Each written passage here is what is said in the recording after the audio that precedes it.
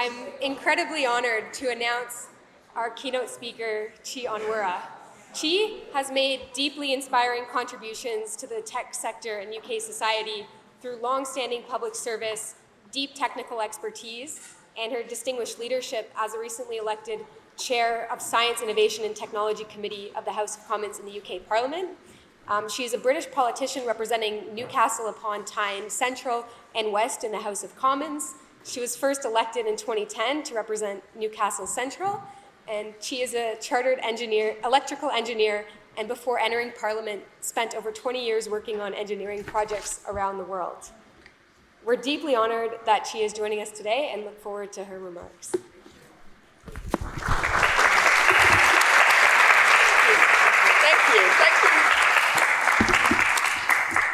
Thank you so much for that introduction and that warm welcome. And it is fantastic to be, out of the House of Commons and here looking at an audience who is such expert and knowledgeable in technology and AI. And I take it passionate about it because not everybody in Parliament is.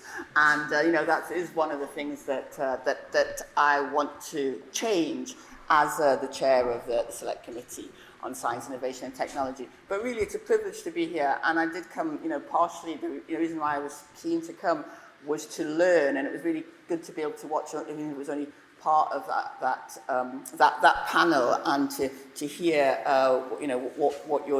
what you're discussing. I'm really grateful to OxGen for inviting me to give a keynote.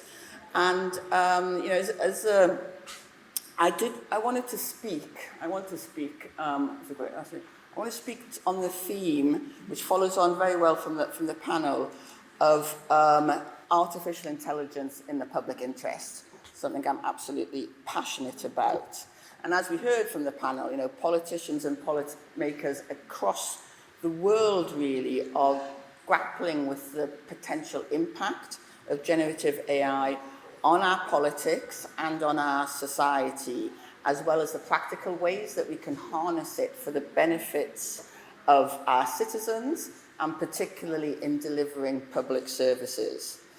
Now, I'm a chartered electrical engineer. I love technology. I'm a technology evangelist, I would say, and it does disturb me that far too many, the majority really, of my constituents in Newcastle feel that technology is something that happens to them, something that they are subject to.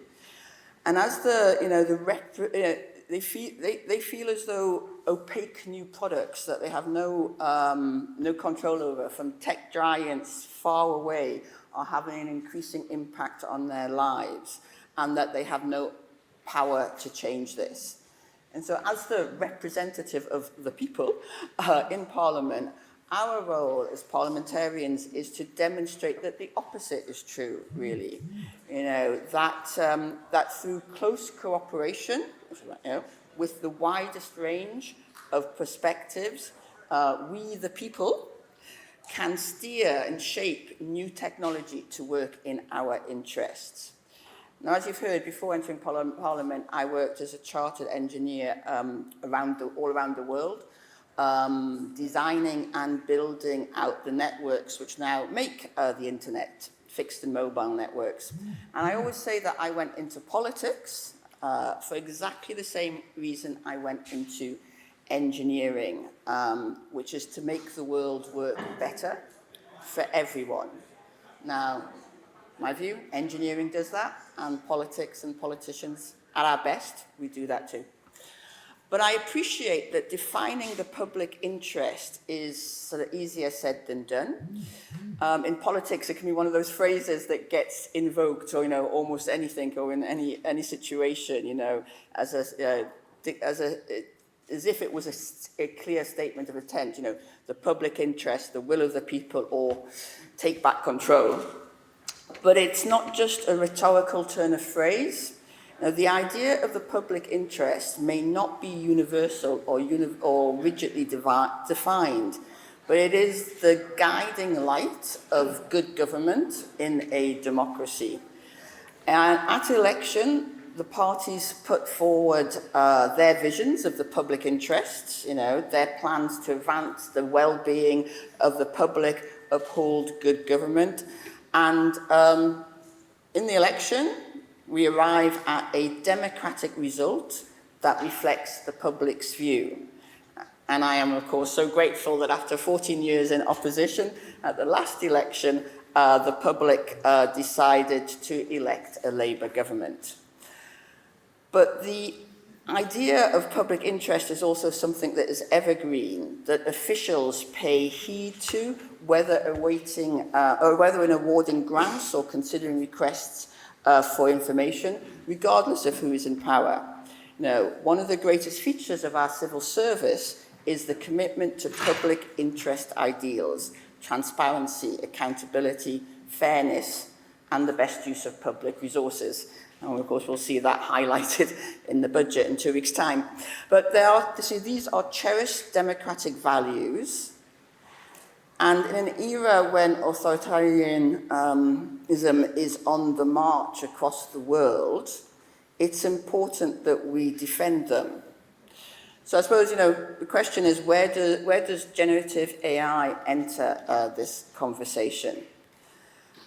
A lot of the discourse so far has been about the doom and gloom, but I want to start by focusing on the positives.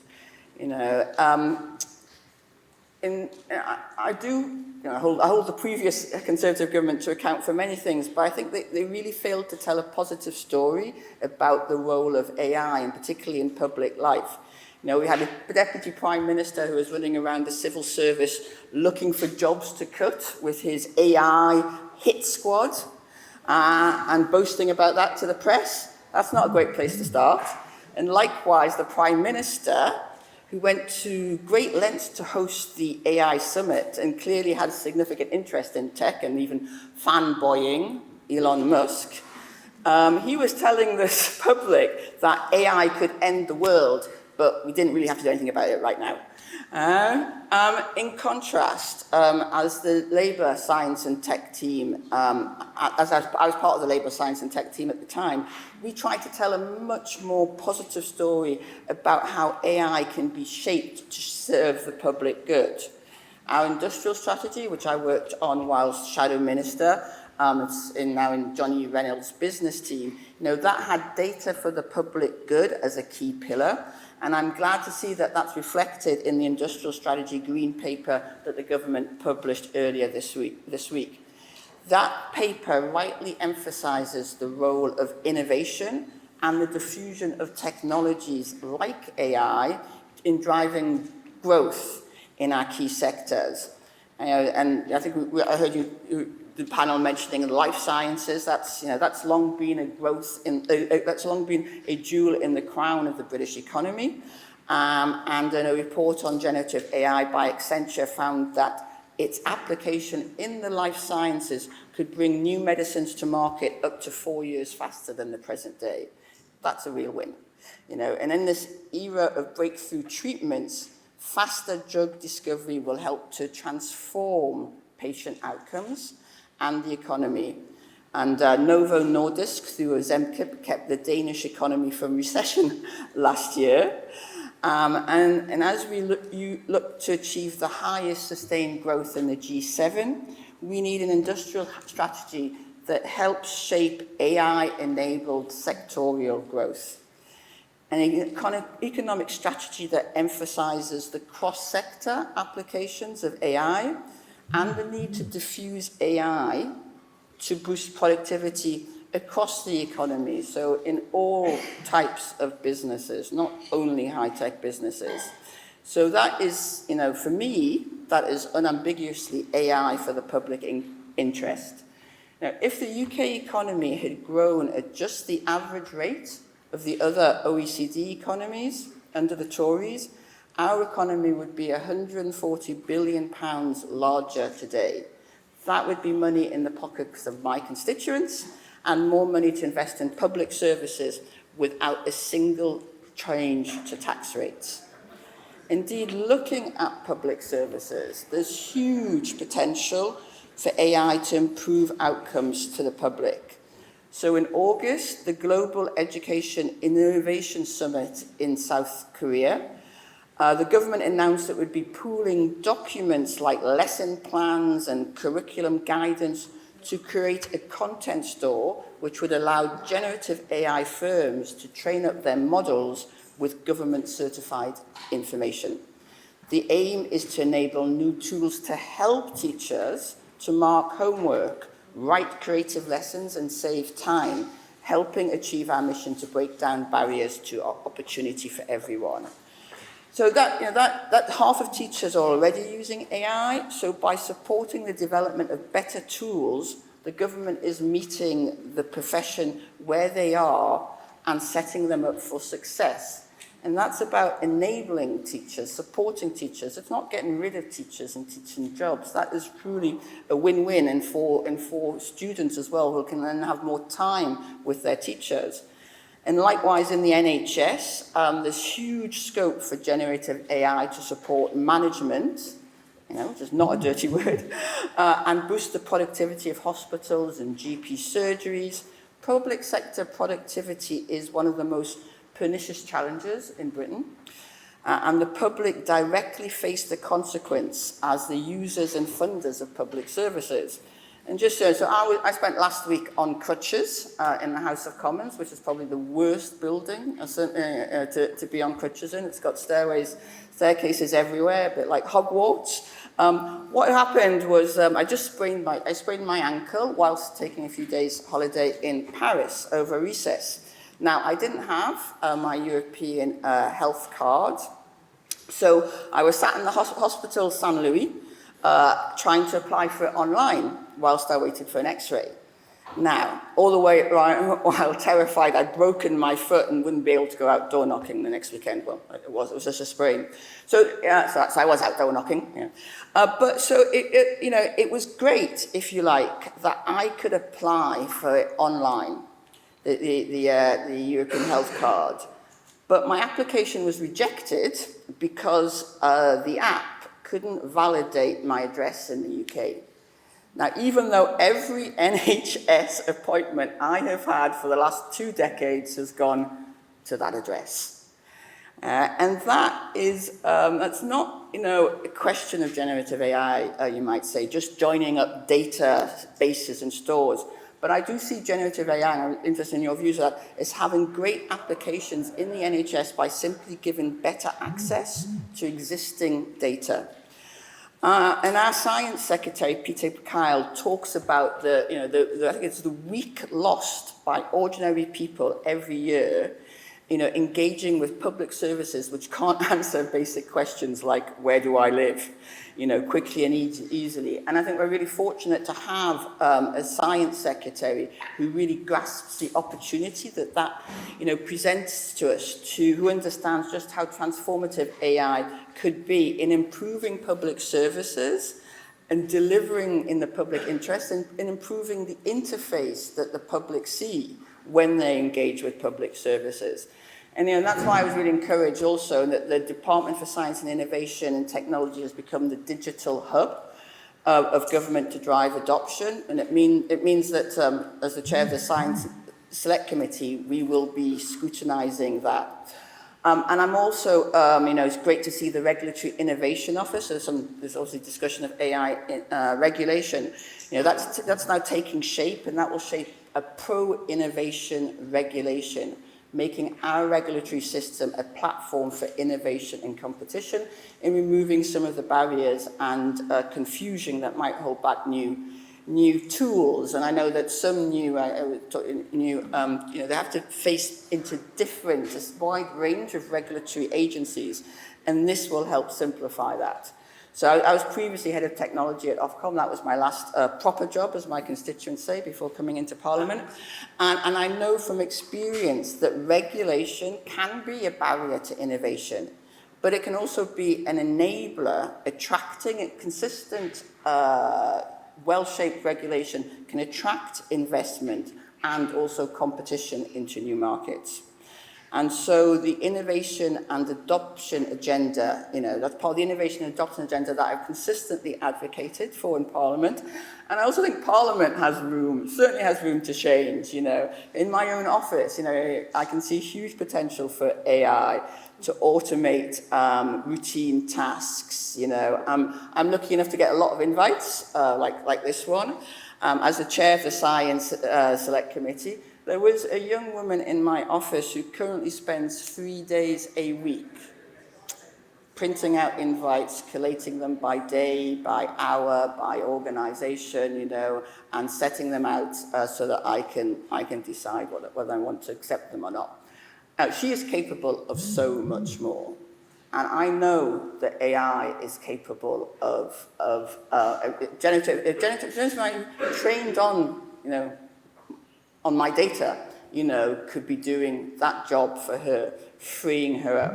And I've raised that, in issues, things like that, and I know there's Microsoft Copilot, but, for some reason, we're not able to use that apparently in Parliament because of data security issues. So, part of my agenda is that we in Parliament need to be seen to be embracing AI. Otherwise, how can we expect our constituents to embrace AI in technologies like that? So I hope for your support in trying and looking we have an excellent digital team, a digital services team in Parliament, and I look for you to support in seeing more and more adoption of great tools like that within Parliament itself. Because we really need to see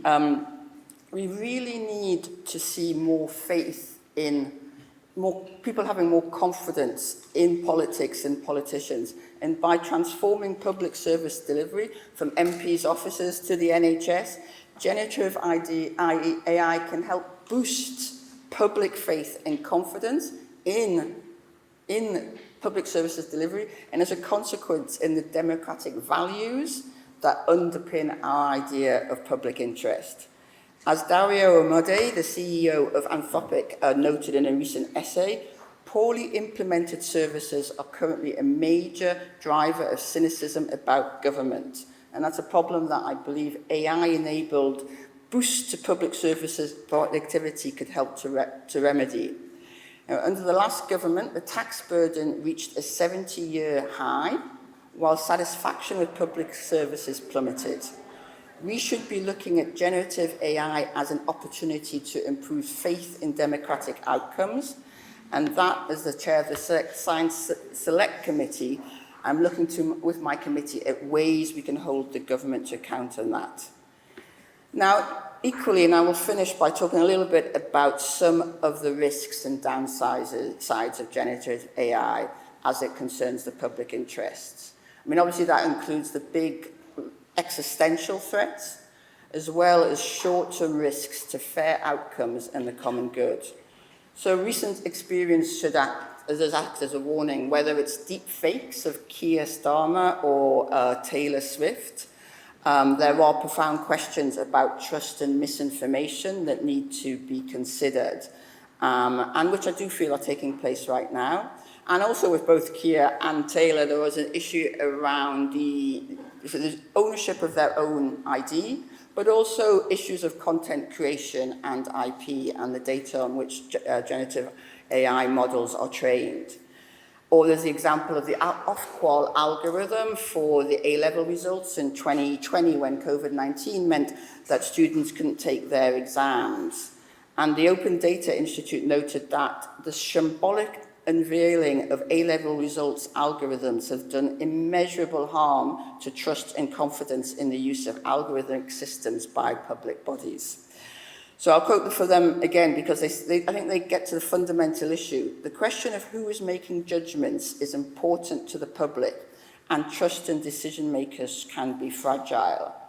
So and that algorithm was relatively simple compared to the generative AI tools available to us today. And as tools become more sophisticated, the need to carefully consider the public interest and the values underpinning our judgment of it, including accountability, remain no less pressing. And I was also concerned and raised the issues of the automatic screening by, again, quite basic algorithms of visa applications, which used the fact that visa applications from Africa were more likely to be rejected, to embed that process into the system.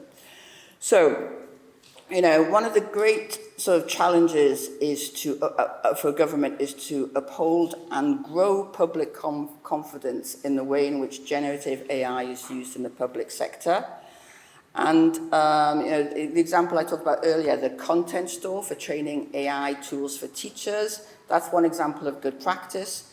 The government has identified a trend in a sector, teachers using AI to help plan lessons and so on, and decided to work with this AI sector to make that trend work as best it can. So providing generative AI models with this kind of data can increase accuracy to 92%, up from 67%, reassuring parents, teachers, governors, and politicians that the use of this tool is going to uphold the core quality of the service, teaching, delivered to students. So public confidence that generative AI is being applied in their interest is just one facet of the wide range of AI-based challenges facing our politics and society. My predecessors on the Science Committee led an inquiry into AI and identified 12 key challenges for AI governance, ranging from bias and misrepresentation to questions of access to data.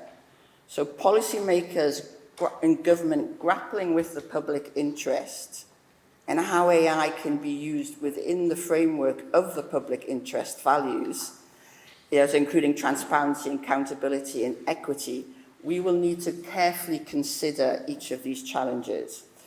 And so as the chair of the Select Committee, I was elected by my fellow MPs, who are quite a challenging electorate, it's got to be said, even though there's only 650 of them.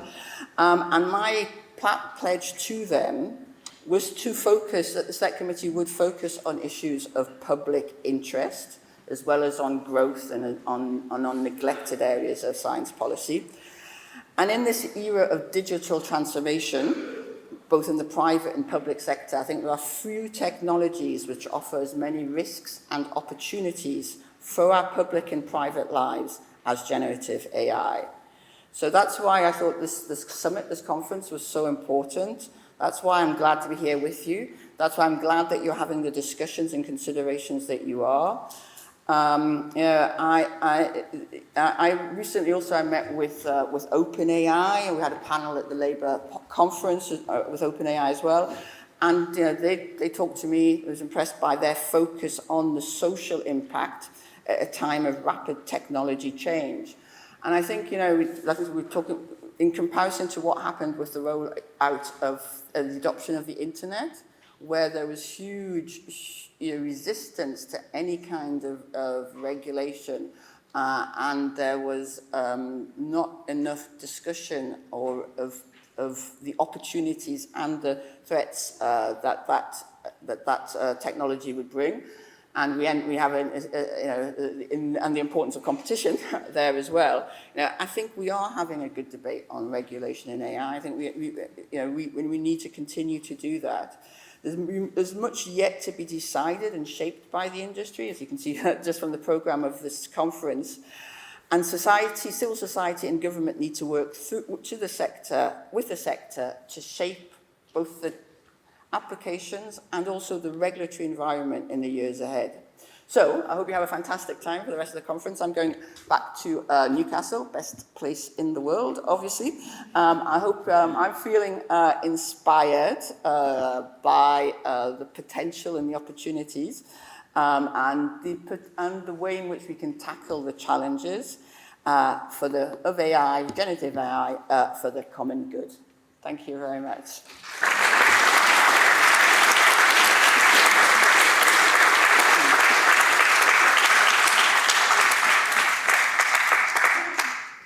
I think there was an option to take a couple of questions. I know we're over time, but we started a little bit later.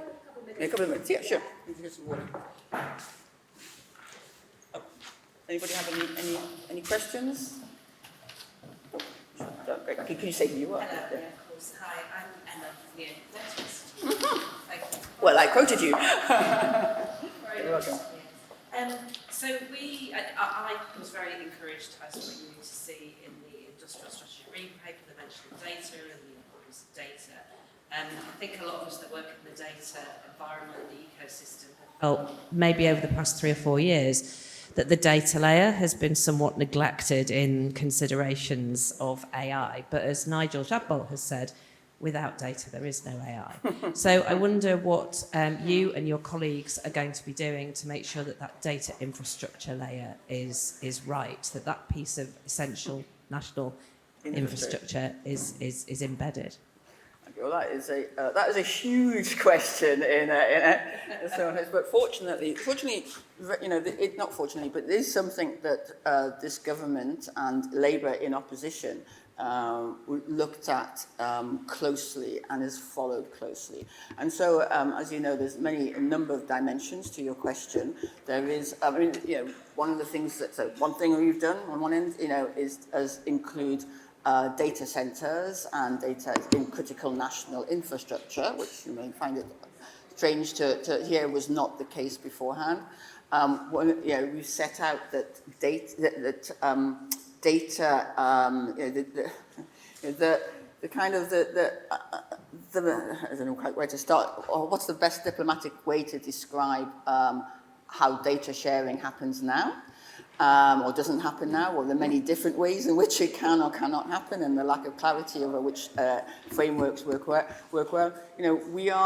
We've set out how, and Wes Streeting talks about this a lot, how we are going to build on secure data environments in order to enable better data sharing in the public interest and with the trust of the public. So when you talk about, sorry, I've been talking this for a long time, trying not to, but when you talk about data infrastructure, there's a data infrastructure, and we've got the federated data platform, for example, in the NHS, and the digital transformation of public services across government, which will both sort of generate and cleanse, one hopes, lots of data. There's also, if you like, the social and the soft infrastructure, which is around public confidence and understanding that their data is being, how their data is being used, and that it's being used in their interests, and that also has to be built as well. That's some of but it's clearly data drives so much of what we can achieve in digital transformation for our constituents. So it is a priority in getting it right. Okay, there's three hands going up. Should we take them quickly? I'll go get my train. Hi. So I really like the idea of having AI in healthcare, for example, but I would be really curious to hear your thoughts on whether you think the NHS across the UK, hospitals are actually capable of introducing AI into their systems, because I feel like it's almost putting the cart before the horse with a lot of the digital capabilities that hospitals have in the UK, and looking more beyond the greater South East to actually Yes, we have great hospitals in the north, and Newcastle, for example. I think the short answer to your question is no, not right now.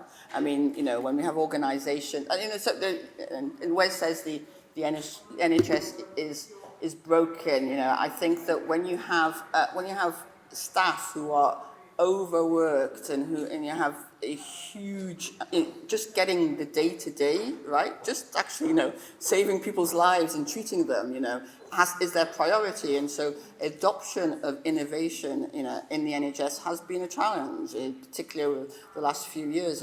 And Wes Streeting, our Secretary of State for Health, is coming at this, understanding that.